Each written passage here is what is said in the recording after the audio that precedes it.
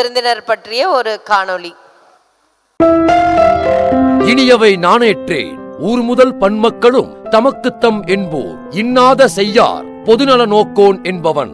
நல்லவற்றையே விரும்புதல், பிறர் நலனுக்காக உழைத்தல் என்பதை தலைநோக்கமாக கொண்டவனே முதன்மையானவன் என்பதற்கு இவர் ஒரு சான்று. உறுதியான அர்ப்பணிப்பாலும் தொடர் முயற்சியாலும் ஒரு லட்சியவாதியாகவும் அரிதான கலைஞராகவும் தனித்துவம் வாய்ந்தவராகவும் தன்னை மெருகேற்றிக் கொண்டவர் இவர். மகிழ்ச்சியை காத்துக்கொள், தைரியத்தை உரமேற்றிக்கொள், எதிர்கொள்பவரை எல்லாம் உன் செயல்களால் ஊக்கப்படுத்து என்பது இவரிடமிருந்து நாம் கற்றுக்கொள்ளும் பாடம். தன்னை சுற்றியுள்ள உலகம் உறங்கிக் கொண்டிருந்தாலும் தன் முயற்சியின் மூலம் நல்லதொரு விடியலை ஈட்ட முடியும் என்பதை காட்டுகிறது இவரின் வாழ்க்கை பயணம். சத்யமூர்த்தி அண்ட் கோவின் நிர்வாக பங்குதாரராக வெற்றி நடை போட்டுக் கொண்டிருக்கிறார் நம் சிறப்பு விருந்தினர். நாமக்கல் கம்பன் பல்கலைக்கழகத்தின் தலைவர், பசுமை நாமக்கல்லின் தலைவரும் இவரே ஆவார். தமிழ் மேல் தீராத காதல் கொண்ட இவர் நாமக்கல் தமிழ்ச்சங்கத்தின் கௌரவ தலைவராக பொறுப்பேற்றுள்ளார். சாகசம் இல்லாத வாழ்க்கை வாழ்க்கையே ஆகாது.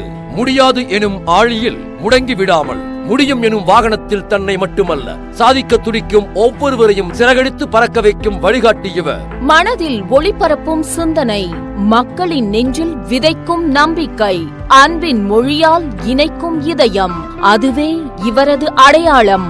நமது சிறப்பு விருந்தினர் சத்யமூர்த்தி அண்ட் கோவின் நிர்வாக பங்குதாரர் தூரன் குளத்தைச் சேர்ந்த திரு சத்யமூர்த்தி அவர்களை உங்கள் முன் அறிமுகம் செய்வதில் பெருமை கொள்கிறது கிட்கோ. சிறப்பு விருந்தினர் திரு சத்யமூர்த்தி அவர்களுக்கு நினைவு பரிசை வழங்க முழுக்காதன் கூட்டத்தைச் சேர்ந்த கோ கன்வென்ஷன் சேர்மன் PGR பாலசுப்ரமணியம் அவர்களை மேடைக்கு வருமாறு அன்புடன் அழைக்கிறோம்.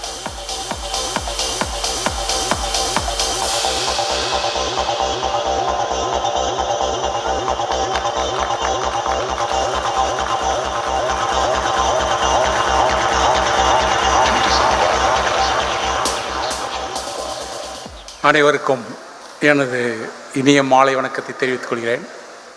நீங்கள் இந்த கடை வீதியிலெல்லாம் பார்த்துருப்பீங்க, கரும்பு சாறு விற்கிற கடையை பார்த்துருப்பீங்க. முதல்ல ஒருத்தர் கரும்பு சாறு பிழிவார், அதை எடுத்து மறுபடியும் இன்னொருத்தர் பிழிவார். இது மாதிரி 4-5 பேர் தடவை பிழிந்த பிறகு கடைசியாக ஒருத்தருக்கு வாய்ப்பு கிடைக்கும் ஒரு பிழிகிறதுக்கு. அது மாதிரி எனக்கு முன்னாலே மிகச்சிறந்த தொழில் வல்லுநர்கள், சாதித்து காட்டியவர்கள், சாதித்து கொண்டு இருப்பவர்கள் அனைவரும் பேசின பிறகு எனக்கான கருத்துக்கள் மிகவும் குறைந்து விட்டது. ஏன்னா அவங்க நிறைய சொல்லிட்டு போயிட்டாங்க. இதுக்கு முன்னாடி பேசின சவுந்தரராஜன் சொன்னது போல் ஒரு கூட்டாக செய்கிற நிறுவனம் எப்படி பணியாற்ற வேண்டுங்கிறத அவர் சொன்னார். ஐயா கிருஷ்ணராஜ் வாண்டியார் அவர்கள் விவேகானந்தரை பற்றி மிக அருமையாக சொன்னாங்க. இப்படி ஒவ்வொருத்தரும் ஒரு கருத்து, முக்கியமான கருத்துக்களை சொன்ன பிறகு எனக்கு தெரிந்த 2 கருத்துக்களை உங்களுக்கு முன்னால் வைக்க விரும்புகிறேன். 1962ஆம் ஆண்டில் ஈரோட்டில் ஒரு செங்குந்தர் உயர்நிலைப் பள்ளியில் நான் படிச்சுட்டு இருந்தேன். எனக்கு அருகில் உட்கார்ந்துருந்தது சௌரிமுத்துன்னு ஒரு அனாதை இல்லத்தினுடைய அங்கே வசிக்கிற ஒரு மாணவன்.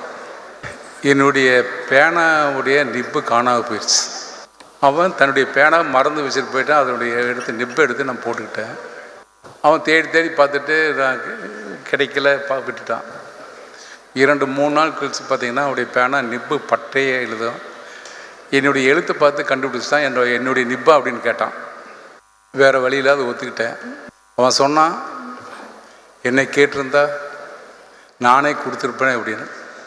65 ஆண்டுகள் கழிந்து கூட, 63, 64 ஆண்டுகள் கழிந்து கூட அவனுடைய பார்வையும் அவனுடைய கேள்வியும் வாழ்நாளில் நேர்மை தான் நம்முடைய ஒரு மிக முக்கியமான ஒரு விஷயமாக இருப்பதுங்கிறது அவன் மூலியமாக உணர்ந்துட்டேன். அதுபோல் ஒரு தொழிலை ஒரு முக்கியமாக வேண்டியது அர்ப்பணிப்பு உணர்வு. 66, 67, 66ஆம் ஆண்டு நினைக்கிறேன், ஈரோட்டில் ஈரோடெக்ஸ் அப்படின்னு சொல்லி ஒரு கூட்டுறவு சங்கம் இருக்குது. அங்கே வேலை பார்த்துட்டு இருந்தேன், கிளர்க்காக வேலை பார்த்துட்டு இருந்தேன். 8 மணிக்கு வேலை நேரம் முடியும். 8 மணிலேருந்து 10 மணி வரைக்கும் வேலை செஞ்சால் ஒரு 8 அணா கொடுப்பாங்க. அதாவது பேட்டா 8 அணா கொடுப்பாங்க. ஒரு நாள் இது மாதிரி வந்து நாங்கள் வந்து என்ன 8 நாளுக்கு வந்து ஒரு 2 சமோசா, ஒரு ரஸ்தாளி பழம், ஒரு டீ குடிக்கலாம். அதுக்காகத்தான் வேலையே செய்கிறது. ஏன்னா அந்தளவுக்கு வறுமை. அப்படி வேலை செஞ்சுட்டு இருக்கும்போது எனக்கு நேரம் தெரியல. விடிய காலம் 3 மணி 3:30 மணிக்கு எங்கள் மேலே குப்புசாமி நாயக்கர்னு ஒருத்தர் வந்து ஊட்டி போகிறதுக்காக அங்கே வந்தார். இது நான் பின்பக்கம் ஒரு ஆஃபீஸ் இருக்குது, தனியாக இருக்குது, அங்கே உட்காந்து எழுதிட்டு இருந்தேன். வந்து பார்த்தவர் என்னடா செஞ்சுட்டு சத்தி என்னடா செய்யன்னு கேட்டார். கணக்கு எழுதிட்டு இருக்குன்னு சொன்னேன்.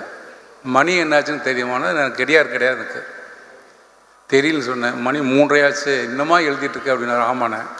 அவர் ஒன்றுமே சொல்லலை. அவர் ஊட்டிக்கு போனார். ஊட்டியிலிருந்து அங்கே அலுவலகத்துக்கு ஃபோன் பண்ணி சத்திக்கு மட்டும் 8 நாளுக்கு பதிலாக 12 அதாவது 3/4 ரூபாய் பேட்டாவாக கொடுங்க அப்படின்னாங்க. அங்கே 60 பேர் வேலை செஞ்சுட்டு இருக்கும்போது எனக்கு மட்டும் வழங்கப்பட்ட 4 நாள். அந்த 4 நாள் தான் அர்ப்பணிப்பு உணர்வு அப்படின்னா என்ன அப்படிங்கிறத எனக்கு காமிச்சது. இன்னும் கூட அது வந்து என் வாழ்நாளில் மாற்றியது அந்த 4 நாள் அப்படிங்கிறதுல எந்த விதமான மாற்று கருத்துமே இல்லை. அதுபோல் பலன் கருதாமல் உதவி செய்யணும் அப்படிங்கிறத ஒருத்தர் கற்றுக்கிட்டேன். பழனியப்பன் சொல்லி நாமக்கல் இருக்கார், மணல் லாரி ஓட்டிகிட்ருக்காரு. நாமக்கல்லேருந்து வந்த நிறைய பேர்த்துக்கு அவரை பற்றி தெரிஞ்சுக்கலாம். 1991 நான் வந்து அங்கே கட்டுமான தொழில் அங்கே போய் ஆரம்பிக்கும்போது அவர் தான் மணல் வண்டியில் மாட்டு வண்டியில் எங்களுக்கு மணல் ஓட்டிகிட்டு இருந்தார். ஒரு நாள் நான் அவரை கூப்பிட்டு, ஏன் மாட்டு வண்டியில் ஓட்டுறீங்க, நான் பணம் தர்றேன், நீ லாரி வாங்கி ஓட்டுங்க அப்படின்னு சொல்லி 85,000 ரூபா பணம் கொடுத்தேன். அவர் அந்த பணத்தை கழிச்சிட்டாரு, ஓட்டிட்டார். அதோடு நான் மறந்துட்டேன். ஒரு 10-15 வருடம் கழித்து ஒரு நாள் என்னை பார்க்கும்போது, ஐயா நீங்கள் தான் எனக்கு வழிகாட்டி, நீங்கள் என்னை நம்பி கொடுத்த 85,000 தான் நான் இன்றைக்கி ஒரு 10-15 லாரி வச்சு நடத்துகிற அளவுக்கு தொழிலதிபர் ஆகிருக்குது அப்படின்னு சொன்னால், சரி ரைட் விடுங்க அப்படின்னு விட்டாச்சு. ஒரு 3-4 வருடங்களுக்கு முன்னாடி என்னை பார்க்குறதுக்காக வந்தார். ஒரு இடம் வாடகைக்கு வேணும்னு கேட்டு வந்தார். இப்போ செய்தி சொன்னார், வீட்டு வசதி வாரியத்தினால அவருடைய நிலம் வந்து கையகப்படுத்தப்பட்டது. அந்த இடத்துல நான் ஒரு ஏக்கரை வாங்கியிருந்தேன். ரொம்ப குறைஞ்ச விலைக்கு ஒரு 6 லட்ச ரூபாய்க்கு வாங்கியிருந்தேன். ஆனால் அவர் மீண்டும் போராடி சுப்ரீம் கோர்ட் வரைக்கும் போய் தன் கேஸை ஜெயிச்சு அந்த நிலத்தை மீட்டார். இதில் என்ன அதிசயம்னா, அவர் நிலத்தோடு சேர்ந்து என்னுடைய நிலமும் மீட்கப்பட்டது. இன்றைக்கி பல கோடி ரூபாய் மதிப்புள்ள நிலம் அது. அப்போ தான் நினைச்சேன், ஒரு பலன் கருதாமல் ஒரு உதவி செஞ்சால் அது எதிர்பாராமல் நமக்கு திரும்பி வரும், பல மடங்காக, பல ஆயிரம் கோடி மடங்காக திரும்பி வருங்கிறது நான் தெரிஞ்சுக்கிட்டேன். நிறைய பேர் தொழில் செய்கிறாங்க. தொழில் செய்கிறவங்ககிட்ட முக்கியமாக மிக தேவையான ஒன்று என்னென்னா ஃபாலோ, தொடர்ந்து முயற்சி செய்கிறது. என்னுடைய முதலாளி, பழைய முதலாளி எஸ்பி பெரியசாமின்னு சொல்லி ஈரோட்டில் இருக்கார். அவர் தான் அடிக்கடி சொல்லுவார், நம்மகிட்ட இருக்கிறவங்கெல்லாம் மிகுந்த திறமைசாலி தான், ஆனால் சந்திர மண்டலத்தில் போய் ஒரு சந்திரனை பார்த்துட்டு வான்னு சொன்னால் சந்திர மண்டலத்துக்கு போவாங்க, எப்படியாவது கஷ்டப்பட்டு ராக்கெட் பிடிச்சி சந்திர மண்டலத்துக்கு போயிடுவாங்க. அங்கே போனால் ஆஃபீஸில் சந்திரன் வெளியே போயிருக்காங்கன்னா திரும்பி வந்துடுவாங்க. நம்ம என்ன காரியத்துக்காக நம்ம சந்திர மண்டலம் போனோம், எதற்காக போனோம்னு போக மாட்டாங்க. போனோம், வந்தோன்னு இருப்பாங்க. எந்த காரியத்துக்காக போகணும்னு நினைக்கவே மாட்டாங்க. இந்த ஃபாலோ வந்து நம்மகிட்ட வந்து நம்ப குறைவாக இருக்குது. தொடர்ந்து ஃபாலோ அப் செய்தால் மட்டுமே வெற்றி காண முடியும்.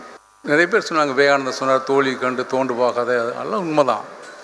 எல்லாமே வந்து நாங்கள் சொல்கிறது வந்து வயதானவர்கள், முதியவர்கள்லாம் சொல்கிறது வந்து அவங்களுடைய ஒரு பெரிய ஆர்வமே எங்களுக்கு தெரிஞ்ச விஷயத்தை உங்களுக்கு சொல்கிறது தான். அது எங்களுக்கு ஒரு பெரிய திருப்தி ஏற்படும். அந்த திருப்தி வந்து எங்களுக்காக இல்லை, எங்கிட்டிருந்து நீ கற்றுக்கணும். 3 தலைமுறை, ஒன்று சாதித்து காட்டியவர்கள், இப்போ சாதித்து கொண்டிருப்பவர்கள், சாதிக்க போகிறவர்கள், இந்த 3 தலைமுறைக்கும் முக்கியமான தேவை ஃபாலோ. அதுபோலவே இன்னும் மிக முக்கியமானது வந்து சரியான நேரம் கடைபிடிப்பது. நம்மகிட்ட இருக்க மிகப்பெரிய ஒரு பலவீனம் என்னன்னா சரியான நேரம் கடைபிடிக்கிறதுலாம். போன வாரம் ஒரு 10 நாளைக்கு முன்னாடி கூட ஜிஎஸ்சி மீட்டிங்கில் வந்து சேர்மன் பொறுப்பேற்றுக்கிறதுக்காக என்னை வந்து கூப்பிட்டுருந்தாங்க. 11 மணிக்கு வாங்கன்னு சொல்லியிருந்தாங்க. நான் 10:45 புறப்பட்டு அங்கே போன பிறகு சொன்னாங்க, ஐயா நீங்கள் 11:30 மணிக்கு வந்தால் போதும்னு சொன்னாங்க. இதனால சரின்னு போயிட்டா என்ன வந்ததே வந்து போயிட்டோம். பதவியேற்க தலைவரே பண்டைய காலத்தில் வந்தார். அப்புறம் விழா ஆரம்பித்தேன். அப்படி நடந்து பார்த்தீங்கன்னா 1:30 மணி ஆயிடுச்சு. அதாவது இப்போ நான் வந்து 5 நிமிஷம் லேட்டானா இங்கே கூடிய ஒரு 150 பேர் இருந்தால் 150 பேர்த்தினுடைய 750 நிமிஷத்தையும் நான் திருடுறேன். யார் எதை சொன்னாலும் தயவுசெய்து அதை பொருட்படுத்த வேண்டாம் என்று கேட்டுக்கொண்டு